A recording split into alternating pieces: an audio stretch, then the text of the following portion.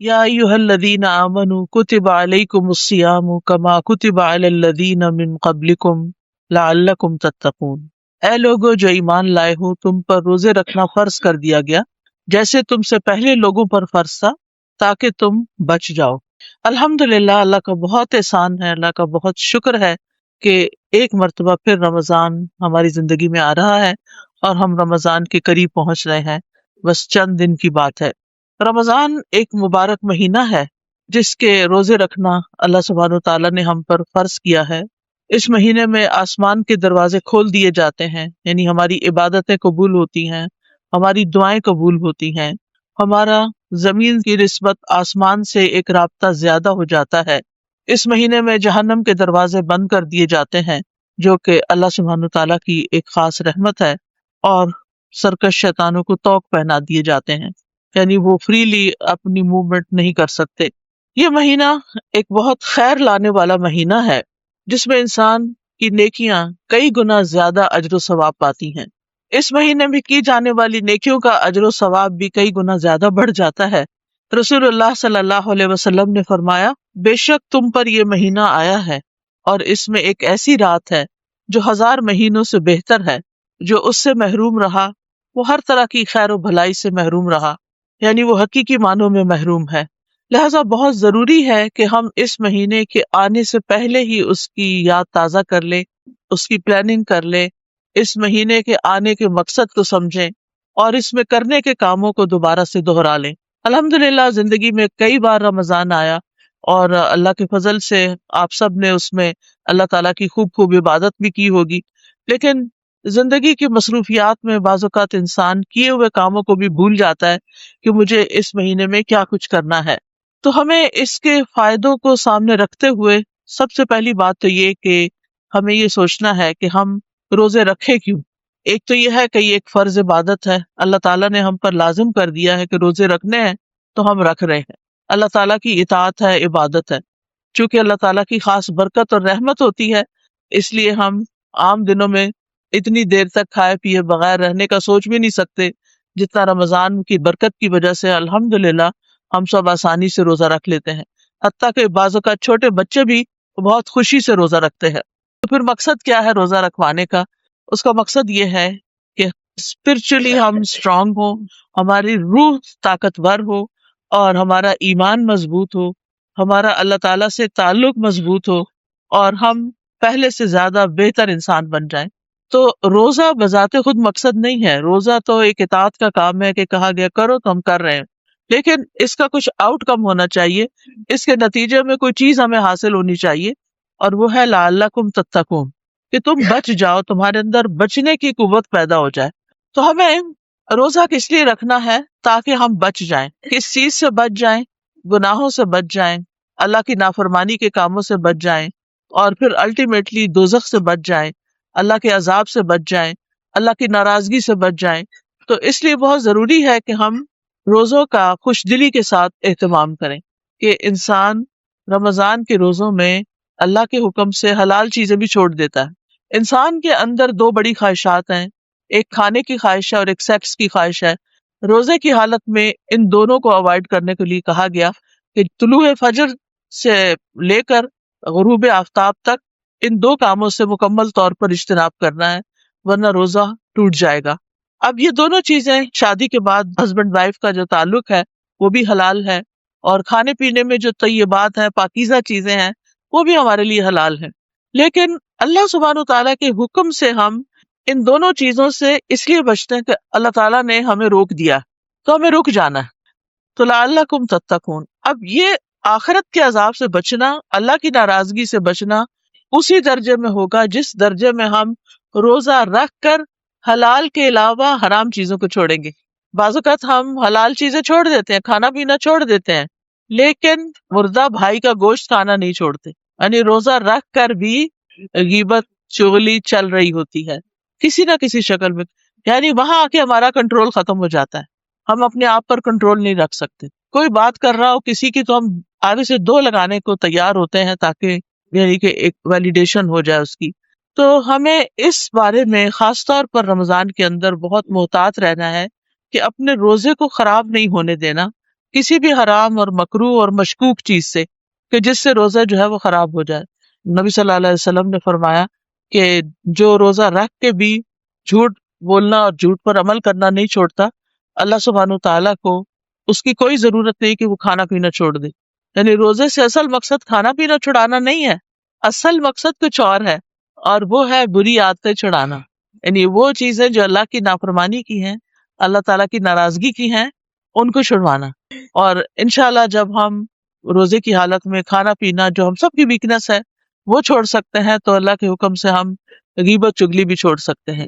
اسی طرح بعض کچھ اور چیزیں زندگی میں حرام ہیں، جیسے کسی کو دھوکہ دینا، چیٹ کرنا، کاروبار کے اندر ملاوٹ کرنا، جیسے تیل کے اندر ملاوٹ ہے، کھانے کی دوسری چیزوں کے اندر ملاوٹ ہے، سود لیا جا رہا ہے، رشوت لی جا رہی ہے، حرام چیزیں کی جا رہی ہیں. تو ان سب چیزوں کو جب تک نہیں چھوڑتے تو روزے کی روح حاصل نہیں ہوتی. یہ اگرچہ مشکل ہے لیکن پھر بھی امپاسبل نہیں. اگر ہوتی تو اللہ سبحانہ تعالیٰ ضرور اس میں کوئی رخصت دے دیتے، ہمیں کچھ نہ کچھ چھوٹ دے دیتے، کچھ اجازت دے دیتے، لیکن ایسا نہیں ہے. تو بہرحال یہ مہینہ جو ہے یہ کچھ کرنے کا بھی ہے اور کچھ چھوڑنے کا بھی ہے، تاکہ ہمارے اندر غلط چیزوں سے بچنے کی قوت پیدا ہو جائے. تو اس مہینے میں کرنا کیا ہے اور کیوں کرنا ہے؟ چونکہ آسمان کے دروازے کھل جاتے ہیں تو آسمان کی طرف کیا چڑھتا ہے؟ قرآن مجید میں آتا ہے الیہ یصعد الکلم الطیب والعمل الصالح یرفعہ. اللہ تعالیٰ کی طرف اوپر چڑھتے ہیں پاکیزہ کلمات، اور نیک عمل جو ہے وہ اس کو اوپر لے جاتا ہے. یعنی ہم جو بھی ذکر اذکار کرتے ہیں، زبان سے جو بھی اچھی باتیں کرتے ہیں، مثلا میں درس دے رہی ہوں، حدیثیں پڑھ رہی ہوں، آیتیں پڑھ رہی ہوں، یہ ساری باتیں ہیں. لیکن ان باتوں کو اوپر کیا چیز اٹھائے گی؟ وہ میرا عمل اٹھائے گا کہ جو میں آپ کو بتا رہی ہوں کیا میں وہ کر بھی رہی ہوں یا نہیں. کیونکہ یہ باتیں صرف باتیں کرنے کی نہیں ہے، صرف سننے کی نہیں ہے، صرف ہر سال دوہرا لینے کی نہیں ہے، بلکہ عمل کرنے کی ہے. تو الیہ یصعد الکلم الطیب والعمل الصالح یرفعہ. اور یہ اعمال صالحہ کون کون سے ہیں انشاءاللہ میں تھوڑی سی آگے تفصیل بتاؤں گی کہ جو ہمیں رمضان میں کرنے ہیں. پھر یہ مہینہ جنت کے دروازے کھلنے اور جہنم کے دروازے بند ہونے کا مہینہ ہے. اس کا مطلب یہ ہے کہ اس مہینے میں نیکی کرنا آسان اور برائی کرنا مشکل ہو جاتا ہے، کیونکہ شیطان بھی جکڑا جاتا ہے. اور خاص طور پر رمضان کے مہینے میں نیکیوں کی دعوت دینے والا ایک منادی مقرر کر دیا جاتا ہے، یعنی پکارنے والا. رسول اللہ صلی اللہ علیہ وسلم نے فرمایا جب رمضان کا مہینہ آتا ہے وَيُنَادِي فِيهِ مَلَكٌ، تو ایک فرشتہ اس پر متعین کر دیا جاتا ہے، مقرر کر دیا جاتا ہے، اور وہ پکارتا رہتا ہے. ینادی یعنی ندا، آواز دیتا رہتا ہے، یا باغی الخیر اقبل و یا باغی الشر اقصر. اے خیر کے چاہنے والے آگے بڑھ، اور اے شر کے چاہنے والے رک جا. یہاں تک کہ رمضان ختم ہو جاتا ہے. ہم میں سے ہر ایک خیر چاہتا ہے، تو اے خیر کے چاہنے والے آگے بڑھ. اب وہ ہر روز کہہ رہا آگے بڑھ آگے بڑھ. تو اس کا کیا مطلب ہے کہ میکسیمم ایفرٹ لگانی، جتنا کر رہے ہیں اس کو کافی نہیں سمجھنا. ہماری رمضان کی عبادتیں ہمارے عام دنوں سے زیادہ ہونی چاہیے. تو یا باغی الخیر اقبل، ہم دعا کر رہے ہیں، ایک دن کرتے ہیں، اگلے دن وہ کہتا ہے اور آگے بڑھو اور آگے بڑھو اور آگے. اسی وجہ سے آپ دیکھیں کہ رمضان کی عبادتیں ہوتے ہوتے جب آخری عشرہ آتا ہے تو اس میں اور بھی زیادہ زور پکڑ جاتا ہے یہ ساری عبادت اور کوشش اور محنت. نبی صلی اللہ علیہ وسلم آخری راتوں میں خود بھی جاگتے تھے اور اپنے گھر والوں کو بھی جگاتے تھے، یعنی راتیں ان کی جاگتی تھی. پورے سال میں یہی راتیں ہیں جن میں ساری ساری رات بھی جاگا جاتا ہے، اور گپ شپ کے لیے، کھانے پینے کے لیے، سوشلائزنگ کے لیے نہیں. کیونکہ بعض لوگ اکٹھے ہو کے عبادت کرتے ہیں، پھر وہ ہنسی مذاق شروع ہو جاتا ہے اور دعاؤں سے توجہ کم ہو جاتی ہے، اور چیزیں بیچ میں آ جاتی ہیں، کھانے پینے کے لمبے چوڑے اہتمامات شروع ہو جاتے ہیں. تو ان چیزوں سے بھی ہمیں بچنے کی ضرورت ہے. تو یا باغی الخیر اقبل و یا باغی الشر اقصر. تو رمضان ایک ایسا مبارک مہینہ ہے جس میں نیکی کے مواقع جمع ہو جاتے ہیں. یعنی ہم نے روزہ بھی رکھا ہوتا ہے، ہماری نمازیں بھی ہو رہی ہوتی ہیں، تہجد یا تراویح بھی ہو رہی ہوتی ہے، پھر صدقہ خیرات بھی ہو رہا ہوتا ہے، عمرے پہ بھی لوگ چلے جاتے ہیں. یعنی رمضان کا مہینہ اتنا مبارک مہینہ ہے کہ جس میں ساری نیکیاں بیک وقت ہو رہی ہوتی ہیں، اکٹھی ہو جاتی ہیں. عام دنوں میں ہم کبھی ایک کام کرتے ہیں، کبھی دوسرا کرتے ہیں، کبھی روزہ رکھ لیا، کبھی نہیں رکھا. کبھی صدقہ خیرات زیادہ ہو گیا، کبھی نہیں ہوا. لیکن رمضان میں یہ چیزیں ایک پلاننگ کے تحت اور ایک شوق اور ایک محبت کے تحت اور اپنے اوپر لازم کرتے ہیں. اور بہت سے لوگ رمضان میں زکوٰۃ بھی اپنی نکالتے ہیں. تو روزہ، عمرہ، زکوٰۃ، صدقات اور نماز اور تہجد اور ذکر اذکار، یہ سارا کچھ اکٹھا ہو جاتا ہے ایک جگہ پر. تو رسول اللہ صلی اللہ علیہ وسلم نے فرمایا یقیناً جنت میں ایسے بالا خانے ہیں جن کا اندرونی حصہ ان کے باہر سے نظر آتا ہے اور ان کا بیرونی حصہ ان کے اندر سے نظر آتا ہے، یعنی جیسے گلاس ہاؤس ہوتے ہیں. تو ایک دیہاتی آپ کی طرف کھڑا ہوا اور کہنے لگا یا رسول اللہ صلی اللہ علیہ وسلم، یہ کس کے لیے ہیں، یہ کس کو ملیں گے؟ آپ نے فرمایا اس شخص کے لیے جو اچھی بات کرے، کھانا کھلائے اور روزے رکھے، اور رات کو جب لوگ سو رہے ہوں تو صرف اللہ کے لیے نماز ادا کرے، یعنی تہجد یا تراویح جس کو آپ کہتے ہیں. اب رمضان میں آپ یہ ساری باتیں کر سکتے ہیں. ایک ٹائم مقرر کریں جب آپ اپنے گھر والوں کو، اپنے بچوں کو لے کے بیٹھیں، چاہے 10 منٹ کے لیے، 5 منٹ کے لیے. خاص طور پہ اگر بچے چھوٹے ہیں تو ان کو لے کے بیٹھیں اور ان کے ساتھ ہر روز تھوڑی سی بات رمضان کے سلسلے میں ضرور کریں. اس کے لیے یہ کتاب جو ٹیبل پہ رکھی ہوئی ہے، شہر رمضان، رمضان کے مہینے کی، یہ بڑی اچھی کتاب ہے. اس میں ایک ایک پیج، سوا پیج کے ساتھ رمضان میں جتنی چیزیں کرنی ہوتی ہیں وہ ساری اس کے اندر موجود. یعنی آپ کو کہیں اور جانے کی ضرورت نہیں تیاری کرنے کے لیے. ایک پیج آپ اس میں سے پڑھیں، جو خاص بات ہے وہ اپنے بچوں کے ساتھ شیئر کر لیں اور ان کے ساتھ ڈسکشن کریں.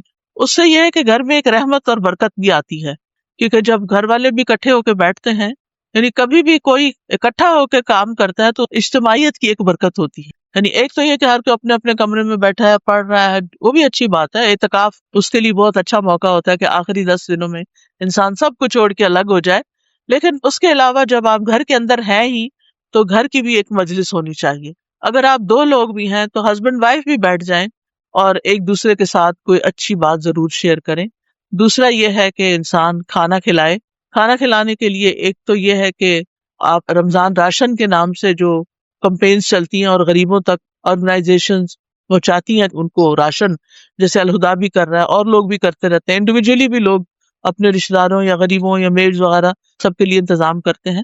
تو اور جو بھی صدقہ خیرات آپ کریں، لیکن کھانا کھلانے والا کام ضرور کریں. اور اس میں آپ دیکھیے کہ عام طور پہ لوگ افطار کا انتظام اسی وجہ سے کرتے ہیں. اب افطار ویسے تو بہت اچھی بات ہے، لیکن بعض اوقات اس میں بھی دیکھا ہے کہ جو خاتون خانہ ہے، یا اگر خاتون خانہ خود نہیں تو جو سرونٹس ہیں، ان بیچاروں کا سارا دن طرح طرح کے کھانے پکاتے ہوئے گزر جاتا ہے. رمضان کا تو مقصد یہ تھا کہ کھانے کو لمیٹڈ کیا جائے، لیکن ہمارے عام دنوں سے بھی زیادہ پھر پکانا شروع ہو جاتا ہے، جس کی وجہ سے پھر عبادات کے لیے ٹائم کم رہ جاتا ہے. تو اس میں انسان، یعنی اگر کوئی ایسا انتظام کرے بھی، کیونکہ پھر رشتے دار ہیں یا دوست ہیں دور دور سے آتے ہیں، پھر ان کی اپنی تراویح کا ٹائم بھی ہوتا ہے، تو ٹریولنگ ٹائم میں وہ نماز کے اندر سے خشوع و خضوع بھی ختم ہو جاتا ہے. تو آپ پکا کے بھی کسی کے گھر بھیج سکتے ہیں، پکا کے بھی بھیج سکتے ہیں. اسی طرح ایسی جگہ جہاں پر بہت سارے لوگ اکٹھے ہوں، جیسے ہاسٹلز ہوتے ہیں، اس میں بہت ساری بچیاں، یا مدرسہ ہوتا ہے کوئی، اس میں بہت سارے بچے اکٹھے بیٹھے ہوتے ہیں، اکٹھے رہ رہے ہوتے ہیں. اب تو یونیورسٹیز میں بھی آپ دیکھیں، یونیورسٹیز کے بھی ہاسٹل ہیں. یہاں اسلام آباد میں کئی ایک ہاسٹلز ہیں، ہو سکتا ہے آپ کے نیبرہڈ میں کوئی ہاسٹل ہو. تو اب وہ ہاسٹل کا کھانا تو آپ کو سب کو پتہ ہی ہے کہ وہ کیسا کھانا ہوتا ہے. تو رمضان کے مہینے میں آپ روز کھانا نہیں کھلا سکتے، روز نہیں پکا سکتے، تو کٹھا کھانا پکوا کر بھی آپ کسی ایسی جگہ پر سب کو کھلا سکتے ہیں. پھر اسی طرح روزے تو رکھنے ہی ہیں، اور رات کو جب سو رہے ہوں تو صرف اللہ کے لیے نماز. حافظ ابن رجب کہتے ہیں یہ تمام کے تمام اعمال رمضان میں سرزد ہوتے ہیں، پس مومن کے لیے رمضان میں سب کچھ جمع ہو جاتا ہے: روزہ، قیام، صدقہ اور اچھی گفتگو. کیونکہ روزے دار کو بے مقصد اور جنسی بات کرنے سے منع کر دیا جاتا ہے. روزہ، نماز اور صدقہ اپنے کرنے والے کو اللہ عز و جل تک پہنچا دیتے ہیں، یعنی اللہ کا قرب نصیب ہوتا ہے. نماز نمازی کو آدھے رستے تک پہنچا دیتی ہے، روزہ اسے بادشاہ کے دروازے تک پہنچا دیتا ہے، اور صدقہ اس کا ہاتھ پکڑ کر بادشاہ کے پاس داخل کر دیتا ہے. یعنی صدقے کی وجہ سے انسان اللہ تعالیٰ کے اور زیادہ قریب ہو جاتا ہے. اور چونکہ یہ قرآن کا مہینہ ہے، نبی صلی اللہ علیہ وسلم اس مہینے میں حضرت جبریل علیہ السلام کے ساتھ قرآن کا دور کیا کرتے تھے. اور جب آپ جبریل علیہ السلام کے ساتھ مل کر یہ دور کرتے تو تیز آندھی سے بھی زیادہ سخاوت کرتے تھے. یعنی آپ بہت زیادہ جواد اور سخی ہوتے تھے رمضان کے مہینے میں. یعنی جیسے تیز آندھی چلتی ہے تو اس کے ساتھ کچھ مٹی بھی اڑتی ہے، اور آپ نے دیکھا ہوگا کہ گھر کے ہر چیز کے اوپر اس کے اثرات نظر آتے ہیں. تو اسی طرح رمضان میں آپ کے صدقہ خیرات کے جو اثرات ہیں وہ ہر طرف نظر آنے چاہیے. یعنی آپ کے عزیز دوست رشتے دار یعنی سب تک آپ کچھ نہ کچھ خیر ضرور بانٹیں. پھر اسی طرح آپ دیکھیے کہ ضروری نہیں ہوتا کہ بہت بڑے بڑے کھانے ہی کھلائے جائیں. اگر آپ کی حیثیت صرف اتنی ہے کہ آپ کھجور کھلا دیں کسی کو تو آپ کھجوریں بھی کھلا سکتے ہیں. آپ کی حیثیت صرف پانی پلانے کی ہے تو آپ دیکھیں بہت سے لوگ روزہ افطار ہونے کے وقت یہ راستے پہ اشاروں پہ پانی کی بوتلیں اور کھجوریں اور پیکٹ بنا کے کھڑے ہو جاتے ہیں. اور جو راہ چلتے لوگ ہوتے ہیں جو کسی مجبوری کے تحت اس وقت ٹریول کر رہے ہوتے ہیں ان کو ساتھ ساتھ دے رہے ہوتے ہیں. یعنی بہت سارے مواقع ہوتے ہیں نیکی کرنے کے. انسان اگر سوچے اور توجہ کرے تو بہت سی خیر نکل سکتی ہے. تو چونکہ یہ مہینہ اخلاقی تربیت کا مہینہ ہے تو نبی صلی اللہ علیہ وسلم نے فرمایا روزہ صرف کھانا پینا چھوڑنے کا نام نہیں ہے بلکہ روزہ تو لغو اور بیہودہ کام اور رفث یعنی جنسی خواہشات پر مبنی حرکات اور کلام سے بچنے کا نام ہے. لہٰذا اگر تمہیں کوئی گالی دے یا تم سے جہالت کی باتیں کرے تو تم کہہ دو کہ میں تو روزے سے ہوں. یعنی آرگیومنٹ میں نہ پڑو, بحث مباحثے نہ کرو, لڑائی جھگڑا نہ کرو. ہمیں سوچتی ہوں کہ جن گھروں میں بہت لڑائیاں ہوتی ہیں آپس میں, بہن بھائی لڑتے ہیں یا ہسبینڈ وائف لڑتے ہیں یا ایک دوسرے کی مار پٹائی کرتے ہیں, تو اگر وہ رمضان کا مہینہ 30 دن رکے رہے اس کام سے کہ نہ ہی زبان سے یعنی ابیوز کرنا ہے کسی کو اور نہ ہی ویسے کسی کو مارنا ہے, نہ اپنے بچوں کو مارنا ہے, نہ کسی بڑے کو مارنا ہے, تو آپ دیکھیں گے کہ رمضان کے بعد وہ عادت کی حد تک کم ہو سکتی ہے. کیونکہ انسان کو سوچنے کا بھی موقع ملتا ہے کہ اگر روزے کی وجہ سے میں نے اپنے آپ کو روکا تھا تو بعد میں میرے لیے کیا جواز نکلتا ہے کہ میں خواہ کسی کے اوپر ظلم اٹھاؤں. پھر یہ کہ یہ دعاؤں کی قبولیت کا مہینہ ہے. رمضان کے ہر دن اور رات میں دعا قبول ہوتی ہے. جہنم سے آزادی کا مہینہ ہے, گناہوں کے کفارے کا مہینہ ہے. اب یہ ہے کہ چند پوائنٹس میں دیتی ہوں, پھر آپ لوگ مزید ڈسکشن بھی کر سکتے ہیں. سب سے پہلی بات تو یہ ہے کہ رمضان کا مہینہ آنے پر پریشان نہیں ہونا چاہیے, خوش ہونا چاہیے کہ اتنے سارے نیکی کے مواقع ملیں گے. ہر شخص کو کچھ نہ کچھ تھوڑی سی انگزائٹی ضرور ہوتی ہے, رمضان آ رہا ہے, یہ بھی کرنے والا ہے, وہ بھی کرنے والا ہے, تراویح کیسے کریں گے, رات تھک جاتے ہیں, وہ مشکل عشاء پڑھتے ہیں, اب اتنی لمبی نماز کیسے ہوگی. تو جب میرے اوپر ایسے خیالات آتے ہیں تو میں ہمیشہ سوچتی ہوں پچھلے رمضان میں تو سب ٹھیک ہو گیا تھا, وہ کیسے ہوا تھا. تو اگر اللہ نے وہ کرا دیا تو اس دفعہ بھی اللہ سے اچھی امید رکھو تو انشاءاللہ اب بھی اچھا ہو جائے گا. اور واقعی جو ہی رمضان شروع ہوتا ہے ایک الگ ہی اسپرٹ ہوتی ہے, ایک الگ ہی انرجی آ جاتی ہے انسان کے اندر.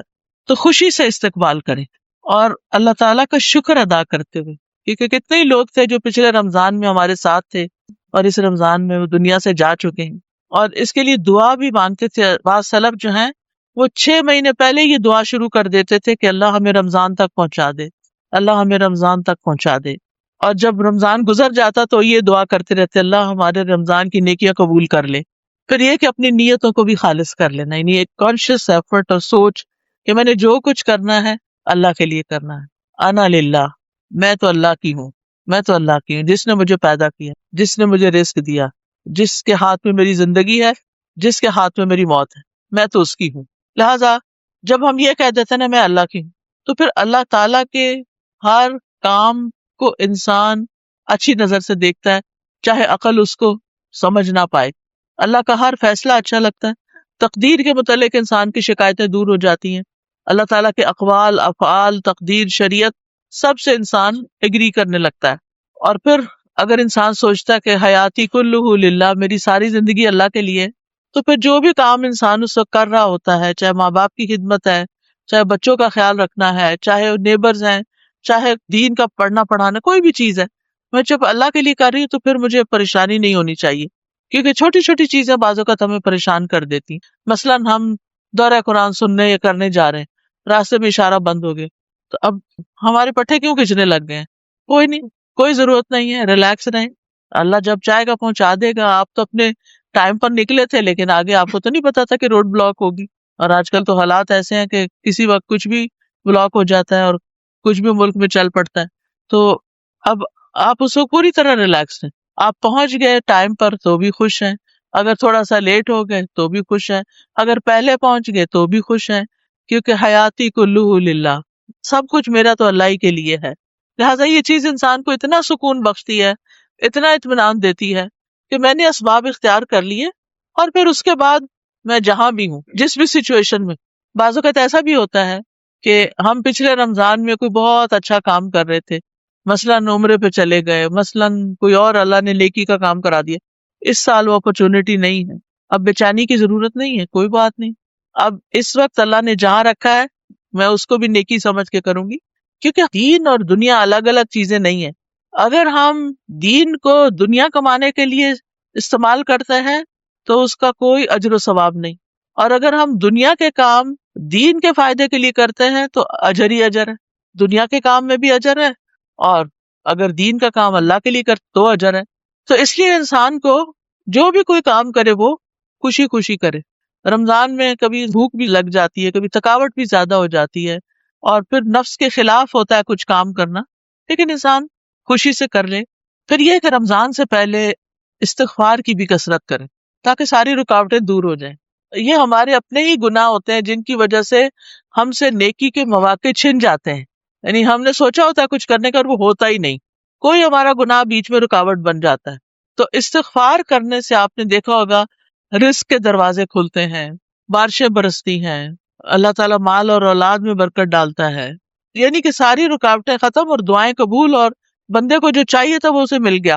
تو رمضان بھی چونکہ نیکیوں کا مہینہ ہے، اس لیے اللہ کی توفیق سے نیکی ہو سکتی ہے، اور اللہ کی توفیق اس بندے کے ساتھ ہوتی ہے جو اللہ سے توبہ استغفار کرتا رہتا ہے۔ پھر یہ کہ رمضان میں چونکہ قرآن نازل ہوا تھا، شہر رمضان الذی انزل فیہ القرآن، لہذا قرآن کے ساتھ ہمارا خاص تعلق ہونا چاہیے، اس کا پڑھنا، اس کا سمجھنا، اس کا پڑھانا، اس کو پھیلانا، یعنی کوئی بھی ڈائریکٹ انڈائریکٹ تعلق اس کے ساتھ ہر صورت ہونا چاہیے۔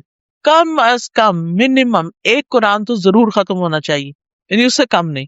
عبداللہ بن مسعود کہا کرتے تھے کہ جو ایک مہینے میں ایک قرآن ختم نہیں کرتا وہ دراصل قرآن کو چھوڑے ہوئے ہے۔ حجر القرآن ہے نا، جو قرآن مجید میں آتا ہے سورۃ بنی اسرائیل میں، وقال الرسول یا رب ان قوم اتخذوا هذا القرآن مہجورا، کہ رسول قیامت کے دن کہیں گے اے رب میری اس قوم نے اس قرآن کو چھوڑ دیا تھا۔ آپ کی قوم کون ہے؟ دو طرح کی ہے، ایک جنہوں نے آپ کی بات پہ لبیک نہیں کہا اور جنہوں نے آپ کی بات پہ لبیک کہا، دونوں ہی آپ کی امتیں ہیں۔ ایک امت اجابت ہے اور دوسری جو ہے وہ امت دعوت ہے۔ تو امت اجابت کون ہے؟ ہم لوگ امت اجابت ہیں جنہوں نے آپ کی بات مان لی۔ اور امت دعوت کون ہے؟ کہ جن تک رسول اللہ صلی اللہ علیہ وسلم کی دعوت جانی چاہیے، جن تک اسلام کا پیغام پہنچنا چاہیے۔ تو جنہوں نے دعوت قبول کر لی اور پھر اس کے بعد کچھ کیا ہی نہیں، قرآن کے ساتھ کوئی تعلق ہی نہیں، تو رسول صلی اللہ علیہ وسلم قیامت کے دن اس کے خلاف گواہی دیں گے کہ یار اب اس قوم نے، ان لوگوں نے قرآن کو چھوڑ رکھا تھا۔ تو مہینے میں ایک دفعہ قرآن ختم نہ کرنا حجر القرآن میں آتا ہے۔ صحابہ جو تھے وہ 8 دن میں، ہفتے بھر میں ختم کر لیا کرتے تھے۔ چلے ہماری مصروفیات اور کام ایسے ہیں، لیکن ایک پارے کا ٹارگٹ تو رکھ ہی لینا چاہیے ہمیں، اور رمضان میں تو ضرور رکھنا چاہیے۔ کچھ صبح میں پڑھ لیں، کچھ دوپہر میں پڑھ لیں، کچھ شام کو پڑھ لیں۔ پھر ایک جو ہے وہ تراویح میں اگر ختم ہو جائے تو بہت اچھا ہے، چاہے خود پڑھیں، موبائل سے پڑھ لیں، آئی پیڈ سے پڑھ لیں، یا پھر کسی امام کے پیچھے پڑھ لیں، یا اپنے گھر میں کسی بچی کو جس نے حفظ کیا ہوا ہو اس کو بلا کے اپنے گھر والوں، محلے والوں کو ساتھ ملا کے کوئی انتظام کر لیں۔ یعنی ہر ایک کی اپنی پرسنل ارینجمنٹ اینڈ پریفرنس ہے، کس کو کہاں زیادہ مزہ آتا ہے، اس کے مطابق وہ کام کر لے، لیکن یہ میک شور کریں کہ قرآن کے ساتھ عام دنوں کی نسبت زیادہ تعلق ہے۔ قرآن مجید بھی اس مہینے میں نازل ہے، سابقہ کتب بھی اسی مہینے میں نازل ہوئی تھی، یعنی یہ مہینہ اللہ کی طرف سے وحی آنے کے لیے ایک خاص مہینہ ہے۔ اسی لیے اگر اس مہینے میں سمجھ کر قرآن پڑھا یا سنا جائے تو دلوں پہ زیادہ اثر کرتا ہے، کیونکہ یہ ہدایت کی کتاب ہے۔ پھر یہ ہے کہ صرف دن کو نہیں پڑھے، رات کو بھی اس کا اہتمام ضرور ہونا چاہیے، اور خاص طور پر تراویح میں، اور اس سے بڑھ کر لیلۃ مبارکہ میں، کیونکہ انا انزلناہ فی لیلۃ مبارکہ، ہم نے اس قرآن کو مبارک رات میں نازل کیا تھا، اور وہ رمضان کی راتوں میں سے ایک رات تھی، شب قدر، کہا جاتا ہے کہ 27ویں رات تھی، بہرحال جو بھی تھی آخری راتوں کی ایک طاق رات تھی جس میں قرآن نازل ہوا۔ انا انزلناہ فی لیلۃ القدر، ہم نے اسے قدر کی رات میں اتارا، نائٹ آف پاور۔ تو اس لیے دن کے علاوہ رات کو بھی قرآن کا پڑھنا، تلاوت کرنا، اور کچھ نہ کچھ اس کو سمجھنا، یہ انسان کی شخصیت کے اوپر، انسان کی طبیعت کے اوپر، مزاج کے اوپر بہت بہترین اثرات ڈالتا ہے۔ تو اس لیے اس کا اہتمام ضرور کیجیے۔ نبی صلی اللہ علیہ وسلم تو رمضان کی ہر رات میں جبریل علیہ السلام سے مل کر قرآن کا دور کیا کرتے تھے، لہٰذا اس سے یہ بات پتہ چلتی ہے کہ ایک تو ہے اکیلے تلاوت، ٹھیک ہے وہ آپ اپنی سہولت سے جب اٹھتے بیٹھتے چلتے پھرتے واک کرتے گاڑی میں بیٹھ کے کہیں نہ کہیں آپ کر لیں، ہو گیا پورا آپ کا سپارہ. لیکن کچھ وقت ایسا ضرور رکھیں کہ جس میں آپ کسی کے ساتھ بیٹھیں. موسیٰ علیہ السلام نے اپنے بھائی ہارون علیہ السلام کو مانگا تھا، اللہ تعالیٰ سے دعا کی تھی کہ وَاجْعَل لِّي وَزِيرًا مِّنْ أَهْلِي هَارُونَ أَخِي اُشْدُدْ بِهِ أَزْرِي كَيْ نُسَبِّحَكَ كَثِيرًا وَنَذْكُرَكَ كَثِيرًا إِنَّكَ كُنتَ بِنَا بَصِيرًا، کہ ہم مل کے تیرا ذکر کریں، مل کے تیری تسبیح کریں. جب انسان یعنی جماعت سے نماز پڑھتا ہے تو اس کا اپنا ہی ایک اثر ہوتا ہے، ایک مجلس میں بیٹھ کے قرآن پڑھتا ہے تو اس کا اپنا ہی ایک اثر ہوتا ہے. تو اس کا بھی اہتمام جہاں کہیں دورہ قرآن ہو رہا ہو. آج کل سب نے اپنی سہولت دیکھ لی ہے کہ وہ آن لائن چیزیں مل جاتی ہیں. کسی اشد مجبوری بیماری کی صورت میں تو ٹھیک ہے آپ آن لائن کچھ کر لیں، گھر میں کر لیں، لیکن اگر آپ کو اللہ نے کوئی بھی سہولت دی ہے، گاڑی ہے آپ کے پاس اور باقی گھر کے کام کاج کے لیے آپ کے پاس ہیلپ موجود ہے، کچھ وقت علم کی مجلس میں، قرآن کی مجلس میں ضرور جا کر بیٹھے کہ اس کی اپنی وائبز ہوتی ہیں. اس سے انسان ارد گرد کے ماحول سے بھی بہت کچھ سیکھ رہا ہوتا ہے، کیونکہ بہت سے لوگ ایک ایمانی حالت میں ہوتے ہیں، ایک ایمان کی کیفیت میں ہوتے ہیں. تو بہت ضروری ہے ایسی مجالس کو اٹینڈ کرنا. تو ایک قرآن ہو گیا تلاوت والا قرات، ایک قرآن ترجمہ قرآن کے ساتھ فہم القرآن تھوڑا تھوڑا انڈرسٹینڈنگ کے ساتھ، اور ایک قرآن تراویح کے ساتھ. یا اللہ ہماری جتنی بہنیں بھی یہاں آئی ہیں ان کا آنا قبول فرما یا رب العالمین یا ارحم الراحمین. ہم سب کو وسیع علم عطا فرما، ہماری مشکلات آسان فرما، ہمیں دنیا اور آخرت کی رسوائی سے بچا. یا اللہ تمام بیماروں کو صحت عطا فرما، تمام دکھی لوگوں کے دکھ دور فرما. یا رب العالمین ہمارے بچوں کو نیک ہدایت دے. یا رب العالمین ہمارے گھر والوں پر اپنی رحمت اور برکت نازل کر دے، ہمارے گھروں میں سکون پیدا کر دے، ہمیں خوشیاں عطا فرما.